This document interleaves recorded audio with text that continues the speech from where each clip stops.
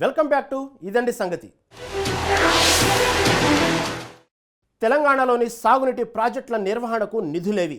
కొన్ని రోజులుగా రాష్ట్రంలో ఈ మాట బలంగా వినిపిస్తుంది.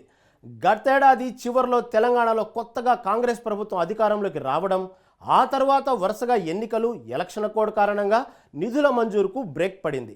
దీంతో వర్షాకాలంలోగా చేపట్టాల్సిన పనులు ఎక్కడికక్కడే నిలిచిపోయాయి. ఇది ఇలాగే కొనసాగితే పరిస్థితి కష్టమంటున్నారు సాగునీటి రంగ నిపుణులు. మరి రేవంత్ సర్కారు ఈ మొత్తం వ్యవహారంలో ఏం చేయబోతోంది?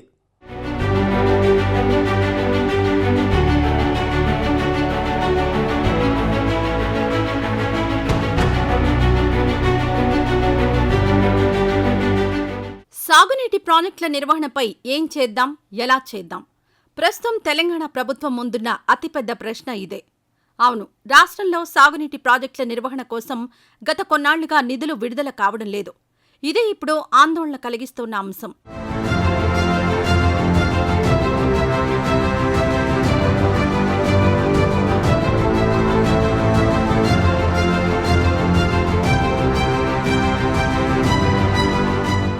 తెలంగాణలో గతేడాది ఎన్నికలు జరిగాయి. 2023 డిసెంబర్ నెలలో రేవంత్ రెడ్డి సర్కార్ అధికారంలోకొచ్చింది.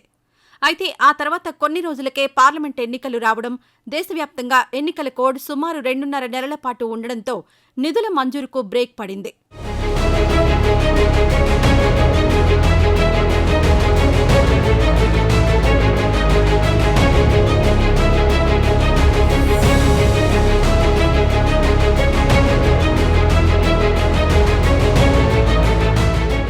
నిధుల మంజూరు ఆగిపోవడంతో వివిధ ప్రాజెక్టుల పరిధిలో వానాకాలంలోగా చేపట్టాల్సిన మరమ్మతులు సైతం నిలిచిపోయాయి.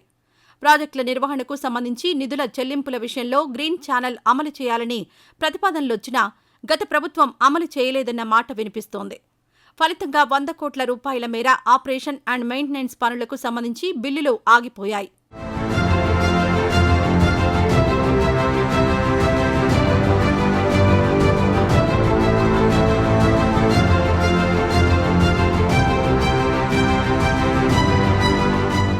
అయితే ఏ శాఖకు లేని విధంగా నీటిపారుదల శాఖకు కార్యదర్శి, ప్రత్యేక కార్యదర్శులున్నా ఈ అంశంపై దృష్టి సారించడం లేదన్న విమర్శలు గత కొంతకాలంగా బలంగా వినిపిస్తున్నాయి. రాష్ట్రంలో 40 వరకు భారీ, మధ్యతరహా ప్రాజెక్టులుండగా 42,000 కిలోమీటర్ల మేర ప్రధాన కాలువలు, డిస్ట్రిబ్యూటరీ కాలువలు ఉన్నాయి. ఇవి కాక 900 కిలోమీటర్ల మేర పైపుడు కెనాల్ వ్యవస్థ ఉంది. 138 పంప్ హౌజులు, నీటిపారుదల శాఖ కోసం ప్రత్యేకంగా కట్టిన 115 దాకా సబ్స్టేషన్లు, 130,000 అక్విడక్ట్లు, బ్రిడ్జిలు, సైఫన్లు ఉన్నాయి. ప్రధాన డ్యాంలు, రిజర్వాయర్ల పరిధిలోని గేట్లు, జనరేటర్లు, రోప్ వైర్లకు మరమ్మతులు, లీకేజీల నివారణ, కాలువల్లో కలుపు మొక్కల తొలగింపు, దెబ్బతిన్న కాలువల మరమ్మతులు, గేట్ల పెయింటింగ్, గ్రీజింగ్ లాంటి పనులన్నీ ఆపరేషన్ అండ్ మెయింటెనెన్స్ కిందకే వస్తాయి.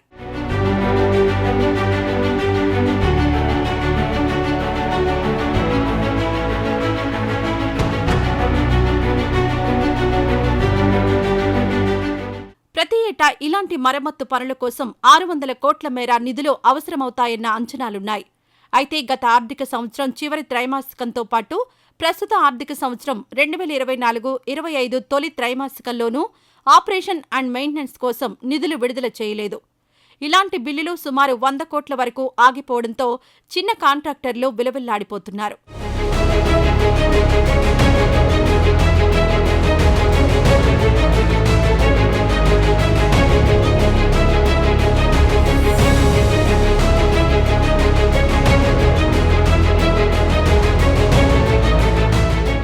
మరోవైపు బిల్లులు సకాలంలో చెల్లింపులు చేయకపోవడంతో పెద్ద కాంట్రాక్టర్లు మొహం చాటేస్తున్న పరిస్థితి కనిపిస్తోంది. ఎక్కడిదాకో ఎందుకు? సుమారు 1,00,000 కోట్ల రూపాయలతో కట్టిన కాళేశ్వరం ప్రాజెక్టులోని బ్యారేజీల వైఫల్యానికి ఆపరేషన్ అండ్ మెయింటెనెన్స్ లోపమే ప్రధాన కారణమని జాతీయ ఆనకట్టల భద్రతా సంస్థ ఇప్పటికే తేల్చింది. వాస్తవానికి నిర్వహణ పనుల ఖరీదు చిన్నదే అయినా వాటిని విస్మరిస్తే కలిగే నష్టం 100 కోట్ల మేర ఉంటుందని అధికారులు చెబుతున్నారు. అయితే నిధులు విడుదల కాకపోవడం, బిల్లులు చెల్లించకపోవడంతో రాష్ట్రంలోని అత్యంత కీలకమైన నాగార్జునసాగర్, శ్రీరామ్ సాగర్, కడెం సహా పలు ప్రాజెక్టుల నిర్వహణ అస్తవ్యస్తంగా మారిందన్న అభిప్రాయం వ్యక్తమవుతోంది.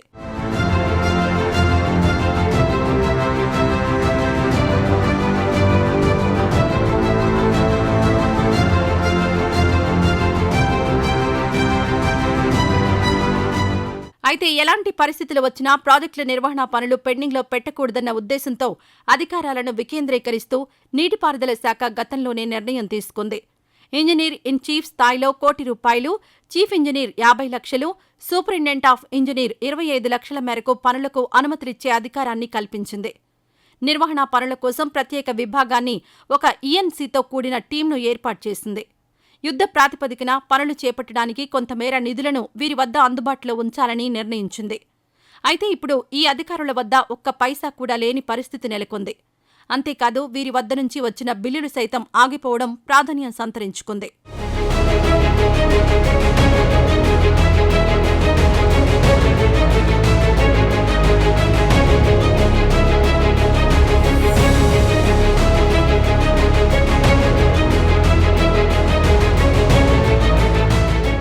ప్రస్తుతం అన్ని రకాల ఎన్నికలు పూర్తయ్యాయి. ఎన్నికల కోడ్ సైతం తొలగిపోయింది.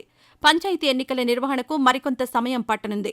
దీంతో అప్పటిలోగా ఆయా ప్రాజెక్టుల నిర్వహణ పనులు చేపట్టాలన్న డిమాండ్ వినిపిస్తోంది.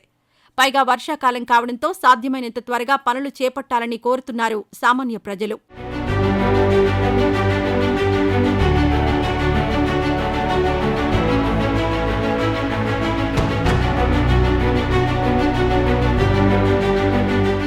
ఇది ఇవాల్టి ఇదండి సంగతి కార్యక్రమం. రేపు మరో ఎపిసోడ్తో మళ్ళీ కలుద్దాం. అంతవరకు సెలవు. నమస్తే.